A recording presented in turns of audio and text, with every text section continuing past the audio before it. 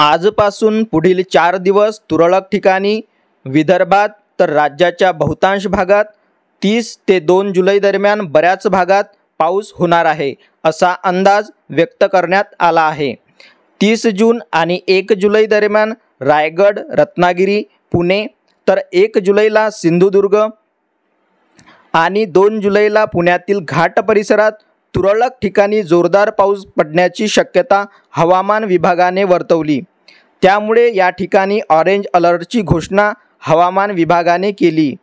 तर 30 ते 3 जुलै दरम्यान बहुतांश जिल्ह्यांमध्ये तुरळक ठिकाणी मेघगर्जना, विजांच्या कडकडाटासह ताशी 30 ते 40 किलोमीटर प्रति तास वेगाने सोसाट्याच्या वाऱ्यासह पाऊस पडणार असून या जिल्ह्यांना येलो अलर्ट जारी करण्यात आला आहे।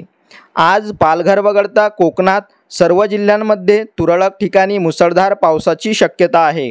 तर पुणे, सातारा आणि कोल्हापूर या जिल्ह्यांना घाट विभागात तुरळक ठिकाणी मुसळधार पाऊस पडणार असून या जिल्ह्यांना येलो अलर्ट देण्यात आला आहे। आजपासून 3 जुलै दरम्यान पालघर, ठाणे, सिंधुदुर्ग तर 1 ते 3 जुलै दरम्यान साताऱ्यासह नाशिक जिल्ह्यात घाट परिसरात तुरळक ठिकाणी जोरदार पाऊस पडणार असून या जिल्ह्यांना येलो अलर्ट देण्यात आला आहे।